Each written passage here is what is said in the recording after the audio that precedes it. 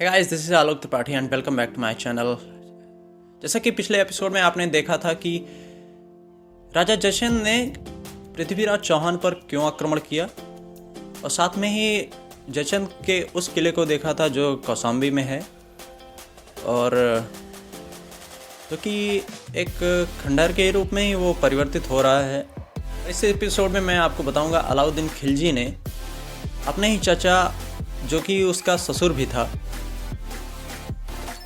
जलालुद्दीन को क्यों उसने मारा, क्या कहानी थी वो आज मैं आपको इस एपिसोड में बताने वाला हूँ।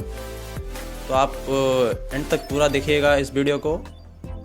तो ये वीडियो शुरू करते हैं और देखते हैं अलाउद्दीन खिलजी ने अपने ही चाचा को क्यों मारा। कौशाम्बी जिले का कड़ा धाम जो कि पूरे हिंदुस्तान में प्रसिद्ध है। ये बात अलग है कि समय के साथ इसका अतीत कुछ पन्नों में ही सिमट कर रह गया है।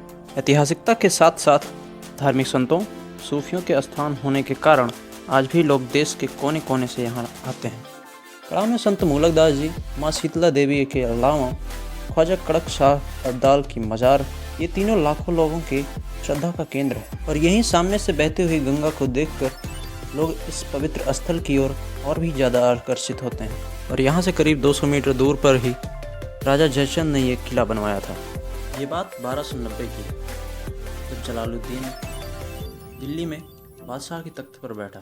तब उसने अपने भतीजे अलाउद्दीन खिलजी जो कि उसका दामाद भी था उसे कड़ा का सूबेदार बना दिया। एक दिन अलाउद्दीन अपने सिपाहियों के साथ शहजादपुर जा रहा था, तभी उसे रास्ते में कड़क शाह की मजार दिखी और वह रुक गया और उस मजार के पास नमाज अदा करने लगा। नमाज अदा करने के बाद उठ ही रहा था कि अंदर से आवाज़ आई कि दिल्ली का बादशाह तू ही है। यह सुनने के बाद अलाउद्दीन थोड़ी देर शांत रहा और फिर वहाँ से चला गया और वहाँ से सीधा वो दिल्ली पहुँचा। लेकिन यहाँ जलालुद्दीन उसे पहले ही मरवाने के ताक में था। जलालुद्दीन ने अपनी बेटी मलिकाए जहाँ जो अलाउद्दीन की पत्नी थी उसको विश्वास में लेने के लिए उसने उसको लालच दिया कि मेरे बाद दिल्ली की गद्दी तुम्हें मिलेगी। उसने अपनी बेटी से कहा कि मेरी एक बात माननी पड़ेगी तुम्हें। तुम्हारे पति ने एक ऐसी हरकत की है इसके लिए तुम्हें उसे जहर देना पड़ेगा।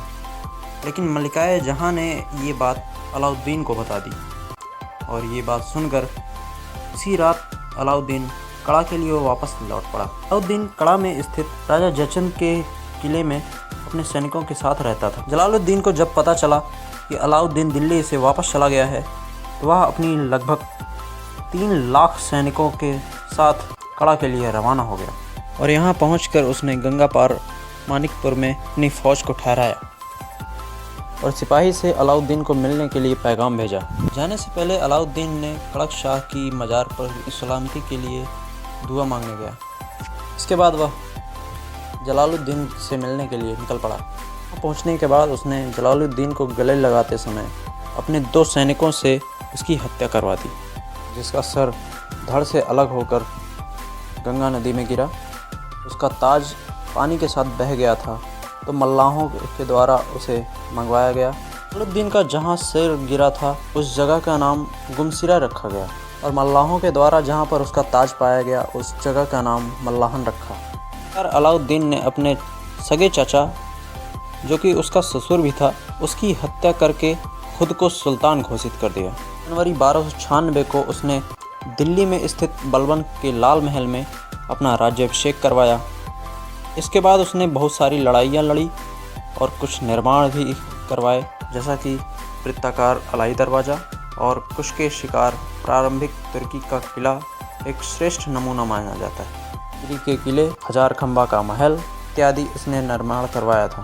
बाद में अलाउद्दीन खिलजी कैंसर से पीड़ित हो गया और 2 जनवरी 1316 ईस्वी को उसने अंतिम सांस ली। ये थी कहानी अलाउद्दीन खिलजी की कि कैसे उसने अपने ही चाचा को जो कि उसका ससुर भी था उसकी हत्या की और ख़ुद को सुल्तान घोषित कर दिया। सो गाइस, आपको ये वीडियो पसंद आया तो आप इसे लाइक कीजिए, शेयर कीजिए दोस्तों के साथ और चैनल पर अगर नए हैं तो सब्सक्राइब करना मत भूलिएगा। और आपको अगर लगता है कि इस वीडियो में कुछ छूट गया तो उसके लिए मैं क्षमा प्रार्थी हूँ। तो मिलते हैं अगले वीडियो में, तब तक के लिए नमस्कार, जय हिंद।